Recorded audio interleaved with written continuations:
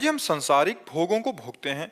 पता होता है कि ये हमारे मार्ग में बाधा डालते हैं, तो क्या ये हमारे नाम जप में भी विघ्न डालते हैं? तो इससे हमारे कर्म बनेंगे या भोगों में फंसे रहेंगे या विघ्न रहेगा? अगर हम भोगों में रहेंगे तो नाम में रुचि ही नहीं रहेगी, और भोगों में सुख लगेगा तो भगवान प्यारे ही नहीं लगेंगे। भोगेश्वर प्रसक्ता नाम तयापहत चेतसाम व्यवसायत्मिका बुद्धि समाधो न विधीयते। जिसका भोगों ने चित्त अपहरण कर लिया है वो भगवत प्राप्ति का संकल्प भी नहीं बना सकता, सोच भी नहीं सकता।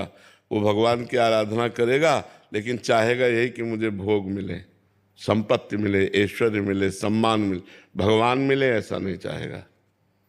जब भजन के बल से नाम जब जबरदस्ती किया जाता है, मन थोड़ी लगता है, जबरदस्ती किया जाता है, तो जब नाम, जैसे कड़वी दवा आंख मूंद के खाई जाती है कि अब खाना ही, अब ये तो दवा है, कड़वी है पर खाना है, तो अभी हमें नाम कड़ुआ लग रहा है, जबकि अमृत है, नामामृत है, लेकिन कड़ुआ लग रहा है। अगर हम यही नाम जब करते रहे तो धीरे धीरे भोगाशक्ति मिटा देगा। महाराज जी, फिर हमें क्या संसार का जो घर गृहस्थ है उससे थोड़ा सा अलग रहना चाहिए?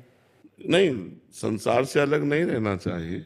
संसार में रह करके संसार का स्वाद नहीं लेना चाहिए। स्वाद भगवान का, इनमें स्वाद है कहाँ, हमें बताओ।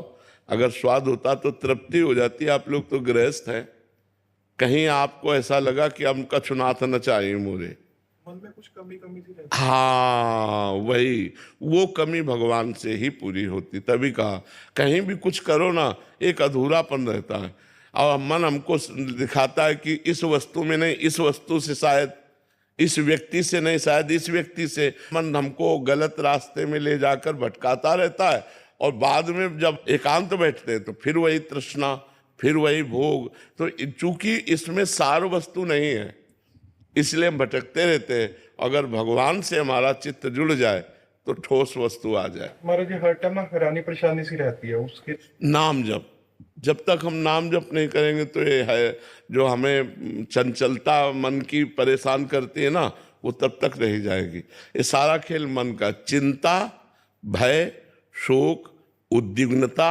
ये मन ही पैदा करता है जब भगवान से विमुख होता है।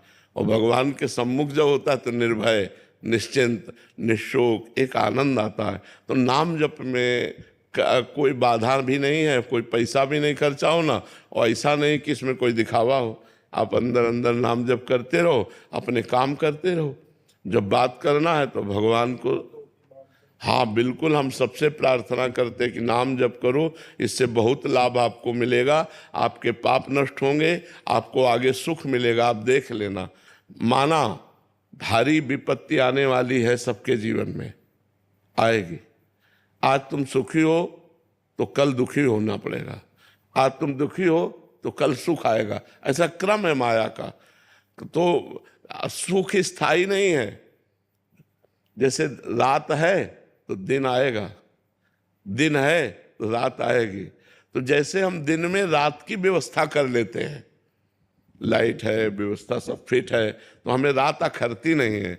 ऐसे यदि हम भजन के बल से विपत्ति की व्यवस्था कर लेंगे, ज्ञान विज्ञान पढ़ा लिखा, शास्त्रों का स्वाध्याय, सत्संग, तो हमें पता है, फिर हम निपट लेंगे विपत्ति से। अगर हमने व्यवस्था दिन में नहीं की, रात्रि की, तो रात्रि आकर अंधकार में होकर के हमें भय प्रदान करेगी। इसलिए सुख के समय हम भगवान का इतना सुमिरन करें कि हम दुख से निपट पावें, क्योंकि आएगा दुख, सबके जीवन में आता है। जब भगवान राम और भगवान कृष्ण के जीवन में आया, जो अवतार थे, तो हम तुम तो मनुष्य हैं, हमारे तो वह जीवन में तो आएगा ही आएगा।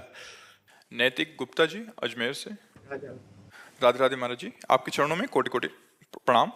महाराज जी, मेरा सवाल है कि आपने बताया था कि षड्विकार, काम, क्रोध, लोभ, मोह, मद, मत्सर रूपी पेड़ की जड़ कट जाने के बाद भी कुछ दिन तक हरे भरे से प्रतीत होते हैं। प्रभु, ये कैसे पता चले कि इनकी जड़ें कमजोर हो चुकी हैं या कट चुकी हैं? जब हमारे हृदय में स्फुरणा मात्र हो, संकल्प न बनने पावे,